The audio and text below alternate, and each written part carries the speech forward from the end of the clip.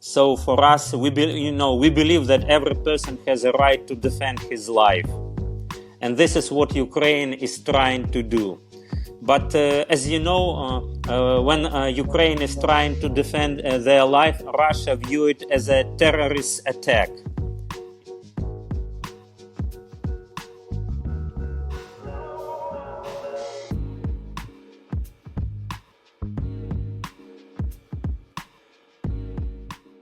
Hello, everyone. It's good to be back with you. In this world, which moves very fast, it can be really hard to keep up with what's going on, whether it be, what's going on in Israel and in Gaza at the minute, or across Africa. I was sharing something the other day about Christians being massacred, and we see all kinds of stuff going on in the UK and US politics, or France or Canada.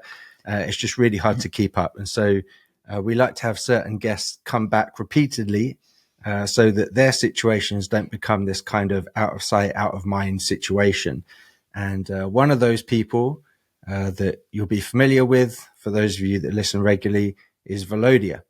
So Volodia has been on a number of times, keeping us updated with what's going on with Ukraine and Russia, and especially from his perspective and things that he's interacting with, the people that he's interacting with. So Volodia, it's good to have you back. For people that maybe haven't heard those previous episodes, can you just quickly share a bit about who you are, where you're from, and what you're doing? Okay. Thank you, Daphne. Thank you, Andrew. And I really appreciate very much that we've been partnering together, especially since this full-scale invasion began. And it really gives a sense that you are not on your own, so that there is a broader body of Christ, the part of which I am, actually. So I really appreciate what you do in spite of all other spheres of your ministry and your involvement in all other places. And as you rightly said, we've been in touch with you since the beginning of the war, and I am myself from Kiev, that's capital of Ukraine. And unfortunately, because of the war, all my family now is scattered basically throughout the Ukraine and the world, which is, of course, not very easy. And especially for those of you who have children, who have grandchildren, somehow you have a great desire to be part of their life. And unfortunately, now I can be part of the life of my children only on a distance and through prayers, of course. Probably this is the hardest part, and not only for me, but for many other people who are in my shoes. But as we all know that God gives grace, and He gives grace to go through difficulties. And we know that Bible says that God would not allow us to go through things which we would not be able to bear, which we would not be able, to go through. So since I'm in this situation, I know that I have enough of God's grace, not only to cope with these things, but to be instrumental where God situated me right now. And as many of you know, since the war started, I a little bit shifted the focus of my ministry. If before the war my main focus was mission activity, we were going as missionaries to India. The ministry of my mission, which is called Mission Ethnos, was focused on training Ukrainian churches for cross-cultural mission work. But unfortunately, because of the war, we had to slow down in this activity, because we realized unless we as Ukrainian church would win this war, there would be no mission for us anymore. Because unfortunately, from what we see at all those territories which Russia occupies now, evangelical church cannot exist anymore. And we know that if Russia takes Ukraine, all evangelical churches would be prohibited, and number of evangelical ministers, they would be executed or put into the jail. So I've been involved as a chaplain in working with the soldiers, and this is where we try to apply most of our efforts till now. It's briefly, more or less. And for people listening to this, if you want to be able to get in touch or support Volodia in some way, there'll be some information in the description box. We've actually known Volodia, I think probably somewhere around 25 years. So we've known of each other for a very long time.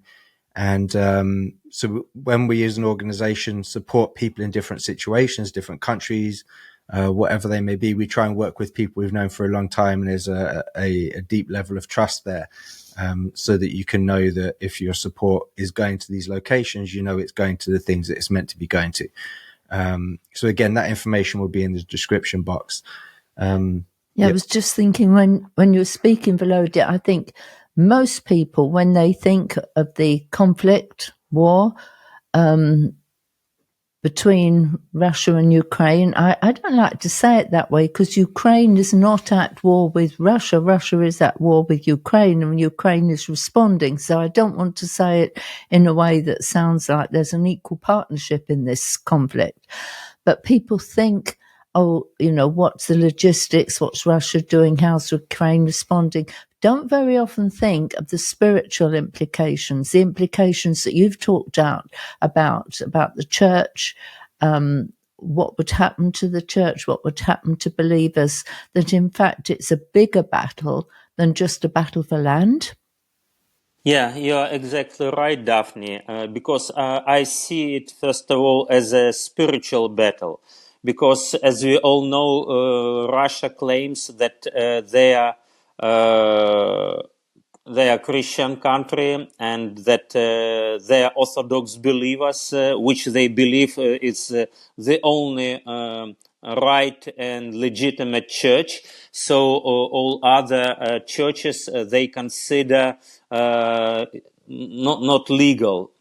So basically, they're imposing their view of life, their view of Christianity. Though we know that God gave us as people free will, free choice, so people can choose. So even when we talk about our faith, we are not imposing our faith. We are just sharing what we have, and the people, they have a right to decide. Even, I told you that I'm in a chaplaincy ministry right now. So one of our mottos is, we call it a ministry of presence, which means that sometimes when we are present with the soldiers, we might even not say anything about God or Jesus Christ, but our presence itself speaks about it.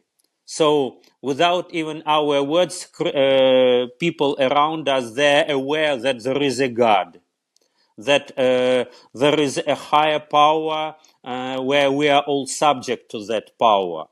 But as we see, when Russia comes to occupy territories, they close down not actually evangelical churches, but even Ukrainian Orthodox churches, because they believe that only Russian Orthodox Church has a right to exist. So it's definitely, that is a fight or a war between, in a spiritual world, between the evil and between the good. And of course, sadly to say, there are a lot of Russian evangelical churches who are supporting this war. So they send humanitarian aid to Russian troops. They send brothers from the church for this war. And though, we believe in the same God, but somehow, because they are subject to Russian propaganda, because most of them, they watch Russian news. And it's like, from my perspective, it's like that poison which can poison all your body, all your thinking activity. So it's definitely the fight. You would have known a lot of Russian pastors presumably, and had relationships with them before the war started. Do you have much contact with them now? If you do, how are conversations with them? Is there a support for one another? Are these now strained relationships? How has this impacted those? Well, I would say that most all relations with the Russian side has been stopped because of them. Because the minute when you start telling them that Russians are killing Ukrainians, they immediately shut down. They don't believe that it is true. And somehow Russian propaganda managed to persuade them that Ukrainian country, Ukrainian nation, they are Nazis. And this is how they propagate this war, that we as Russia, we fight with the Nazis. So for them, I would be a Nazi. And so they don't want to have any relation. They don't want to have any contacts with Ukrainian side. And those few pastors who are not supporting this war, they had either to leave Russia and immigrate to Europe or somewhere else, or they're just keeping quiet. Because even talking on a phone with Ukrainian side, where you express your support of Ukraine, can cause your life or can cause your freedom. Because there are a lot of criminal cases now in Russia against those people who are against this, how they call it, military special operation. Sad, isn't it, that you can have relationships with people that you know each other, and then just because the media or government tells you, no, these people are this, then it changes your whole perspective of the people that you already had relationships with. It's like, oh, you can remember, you know this person, like, you know what they're saying isn't true, yet somehow they are swayed by the propaganda or the information which is put out by media or governments. And this isn't just true of your situation. I mean, this is something that happens around the world. You can know someone, you can have been familiar with the location, and then just because someone tells you something in the media or the government, you go, oh, well, then that must be true. And you just kind of willingly follow along with it. That's very sad. And as Christians, really, ultimately, first and foremost, we belong to the kingdom of God before any nation on earth. We should have a relationship with each other based off of that, and a support for one another as a body of Christ. Earlier on, just going back slightly, you were talking about how your family's all scattered all over the place, and sometimes you see one or two here or there as you meet in different locations. When was the last time that you were all actually together? Well, the last time we were all together as a family, it was summer 2023. That is when I could still go outside of Ukraine. So I drove with my sons to Norway, where at that time the rest of my family were there. So that is when the last time we were together, all of us together as a family. Almost 2 years at this point. Then. Yeah. So we had President Trump talking about how he's going to broker peace negotiations between Zelensky and Putin, and he was having these different conversations. There was I think last time we had you on, we were just after the very intense meeting in the White House with Zelensky and Trump, and then since then there is now peace. No, not yet. Okay, not closer to that. Not close. Okay, I was misinformed. So, you have these conversations about peace being negotiated, and then, I guess what happened between that and a few days ago, there was a massive operation from Ukraine where they sent drones in. And they managed to destroy, I think, around 40 Russian aircraft. So, I mean, what's been going on from those talks to that situation? Well, I think, because at this point, Ukraine does not see any support from United States. And but thankfully, other European countries, including Great Britain and other countries, they've been actively and faithfully supporting us. So we had to create our own ways, because basically the reason why they hit those airfields, because they used those airfields to launch missiles at Ukraine. So for us, we believe that every person has a right to defend his life. And this is what Ukraine is trying to do. But as you know, when Ukraine is trying to defend their life, Russia view it as a terrorist attack. Which is very strange to hear from them, because those terrorist attacks we experience every day here in Ukraine. Our frontline territories, the whole Ukraine, because after this Ukrainian operation you just mentioned, Russia decided that they are offended and they need to take a revenge. So basically, every second day they launch a massive attack of drones and missiles. Not at military objects, but on critical infrastructure, which produce electricity, hospitals, schools, governmental buildings, apartment blocks. So basically, it's a terrorist attack, because when you have civilian people suffers mostly, it does not achieve any military objectives, because it did not help Russia to move on the front line. They cannot force Ukraine to make a peace agreement with them using these methods. So they purely would like to frighten Ukrainians.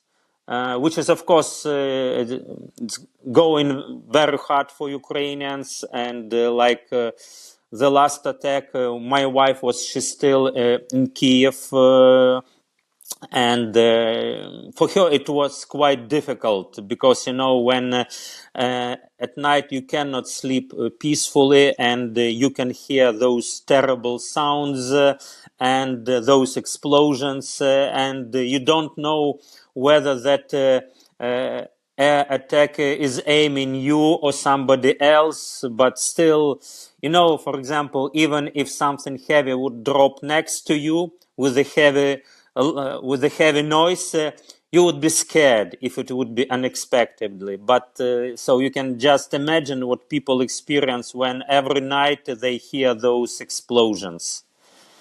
Of course, it must be a tactic doing it at nights to disturb your sleep as well. Yeah, that's the way, because people are getting more exhausted, and that is why often people, they don't go to shelters at night, even when they have this opportunity, because they are so tired. So they decide, whatever will be. And in Kiev, I have an elderly man. He's over 70. And he is my neighbor. So after the certain attack, when our windows were broken, I just came to see him, and he said, I didn't want to go anywhere. I just drank 100 of grams vodka, ate something, and I went to sleep. Yeah. So, people, they're using different ways, just to comfort themselves, or just not to think about the reality. Yeah. I wonder how many of those coping mechanisms are being developed all over the country. I mean, you're going to have it all over Israel. You'll have it with people in Gaza as well. And you'll have it all over Ukraine. And, everyone condemns Israel for targeting civilians, although I would disagree that they're trying to target terrorists. They don't really condemn Hamas and all those groups who are targeting civilians. And then similarly, you have a situation here where Ukrainian civilians have been targeted. And again, you're not really seeing much of that in the news. It's generally sort of acceptable if you go to war with another nation, for you to target other military. That's one thing, but targeting civilians is not is not allowed. Yet apparently, kind of radio silence on a lot of that right now. So how are hospitals coping? Because getting medical help, surely things are just completely overrun there. How do people get the help they need medically? You mean those who are already in the hospitals, or?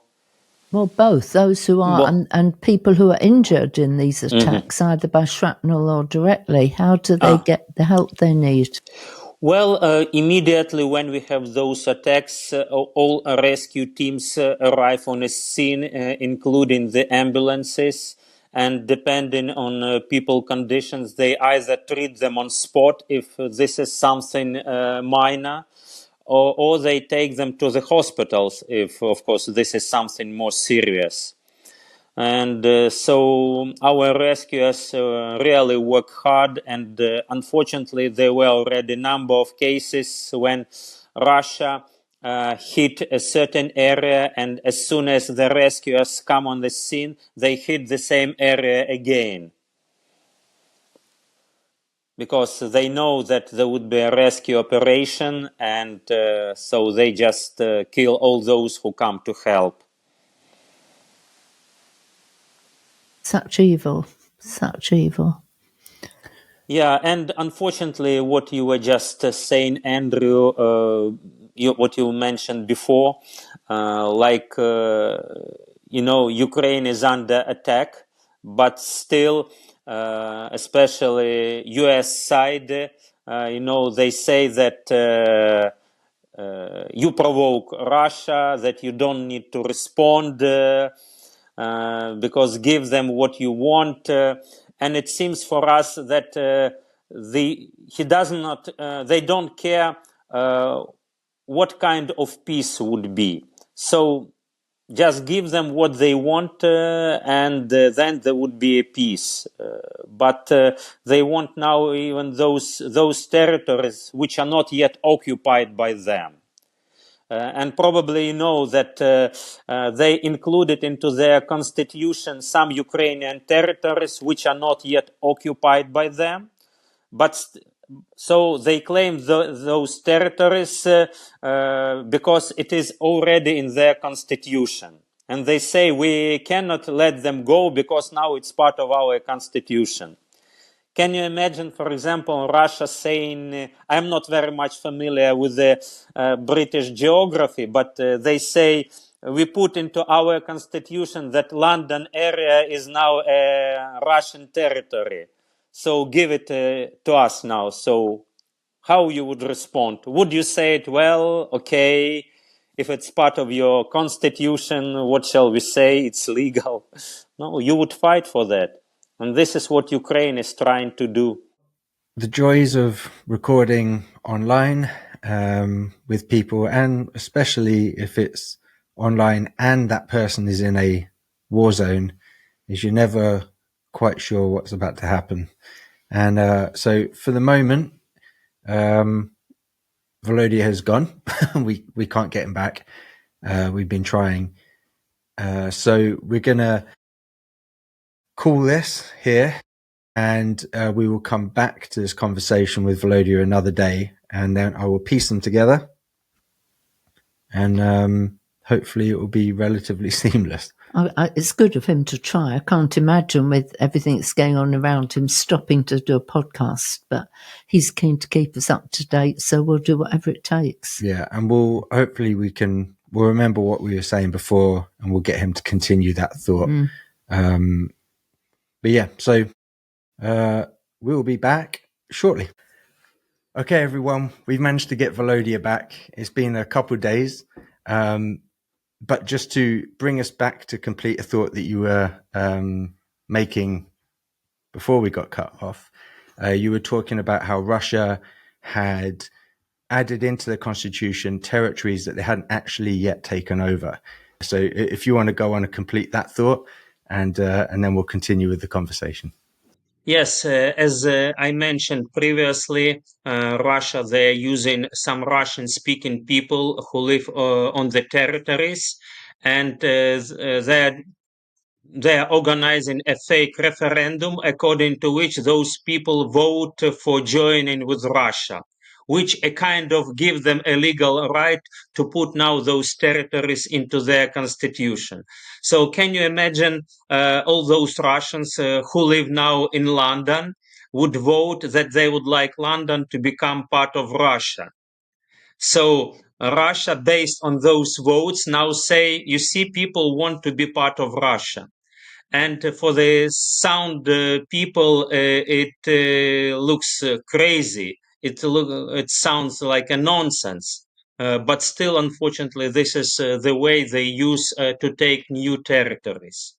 And you know that basically Russia hands under them one sixth of the whole world, and they still think that they are lacking the land, they are lacking the territories. And Ukraine, we in Ukraine, we do not want, what does not belong to us. All we want to live in the land which is given to us by God, with the boundaries given to us by God. And this is like what we are protecting, and we are protecting actually our right to live the way we would like to live, and our right to believe the way we would like to believe. Yeah. And I know it's been a couple of days since we were recording. Do you want to catch us up to date in terms of what's been happening during these last few days? Yeah, and I think last 2 days they were quite peaceful in Ukraine, and I'm not talking about the frontline territories because fights are going on there on a regular basis. But at least for the last several days, it was quiet in Ukraine.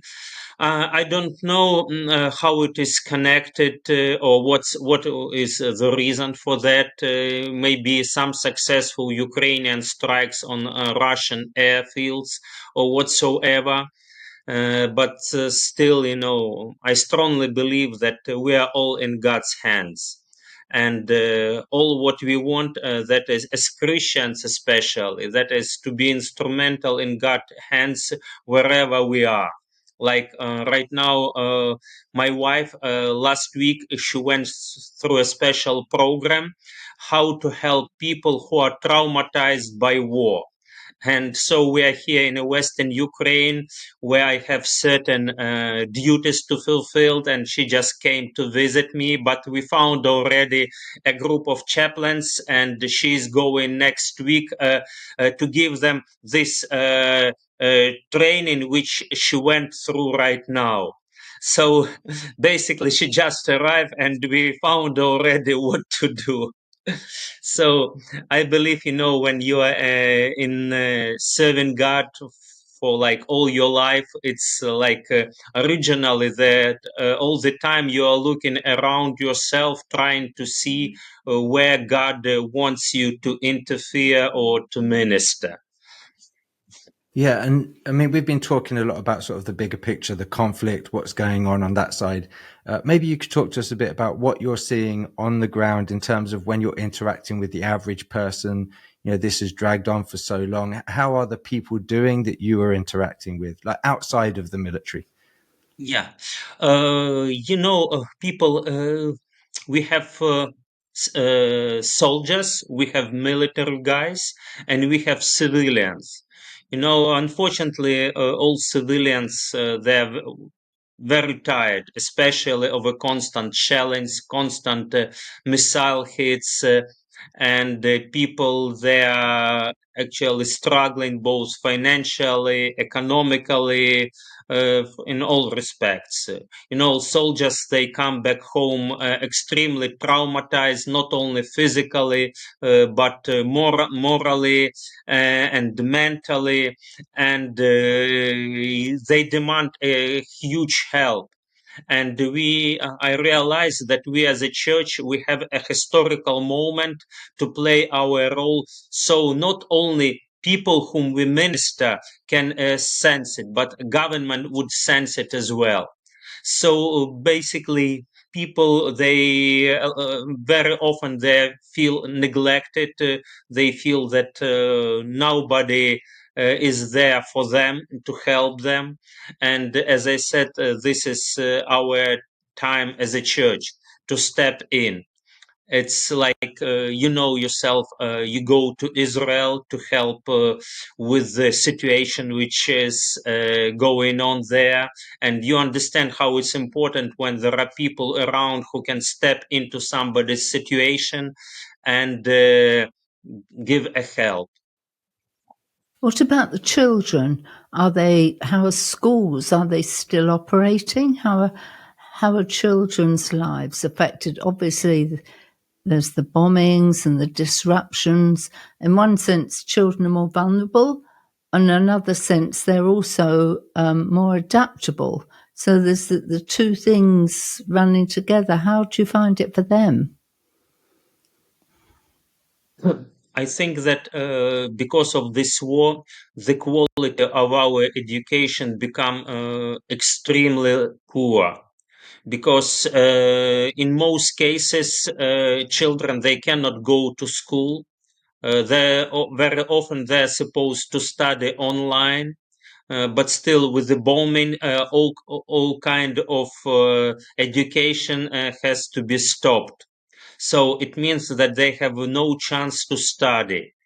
And the other aspect, often children, they cannot enjoy their normal, how to say, their normal, like, routine, especially like we have summer, and normally in summer we have a lot of children camps and youth camps and so on and so forth.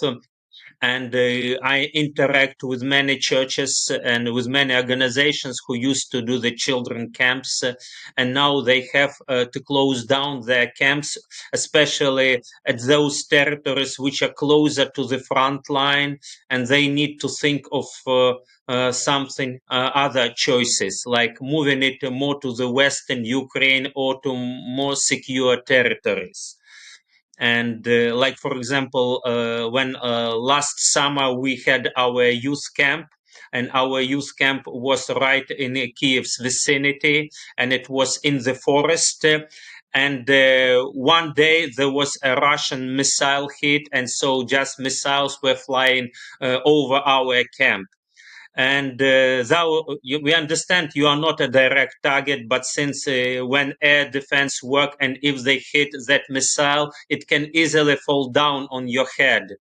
So that is a concern also. So basically, we try now to balance between giving the children what they need to have, and between the security we have to provide for them. You've given a lot of points for people, especially Christians, to be praying for and seeing how they can support. I know we'd mentioned this at the beginning, that if there are people that want to support in any way, we'll put information in the description box so they can go there and do that. We've been helping to collect support and get that out to Volodia to support what he's been doing. And again, we've known him for a long time. Maybe as we come to the end, you'd mentioned Israel, and when the war started with Ukraine, Russia, that was the primary focus in the media. It was all over the place. Now with Israel and everything that's been happening there since October 7th, and even in the last few days now with direct attacks into Iran, attacking the IRGC and their infrastructure, obviously, since all of this has been going on, Russia, Ukraine has taken much more of a backseat, and Israel has been much more prominent with what's been going on in the Middle East. Yeah, how is that for you? What are your thoughts on that generally, with what's going on out there as well?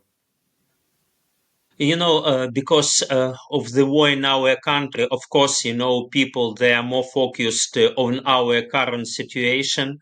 Though, of course, in a Christian world, we all understand that Israel is a kind of a testing place where we should always refer in order to see what God is doing.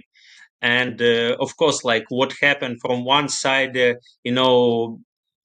well, we all live in our own country, so sometimes we look politically at certain things. And so, looking at what just happened, we can say that uh, the enemy of my enemy is my friend. So, in this case, if Israel is enemy of Iran, who is supporting Russia and who is sending to Russia thousands of drones which Russia use against Ukraine. So for us, it's good that Israel just took a last part of Iran capacity. So I believe it's good. I'm not sure what would imply it for Israel. I'm not an expert on Israel. So as I told you before, maybe one day you would take me around in Israel and you would explain me and show everything. Probably now I can say that if before I never had a desire to go to Israel, but now I think I want. And we want you Yeah. to come. We will. We'll have to make that happen. Yeah. I just wanted to really just get your thoughts in terms of, how does that impact you all where you are, and you've explained that on a military front as well. And I think behind the scenes we've talked a bit about it, and how are you in terms of so many people are focusing there and are not on you guys now. And I think you've expressed enough in terms of, as Christians, Israel is a place that we have to be focused on in terms of seeing the direction the world's going in, and you express that privately that you understand. I thought it was good for people just to hear your perspective as well in terms of what's happening out there and what that does internally for you, being in Ukraine, but as a Christian as well.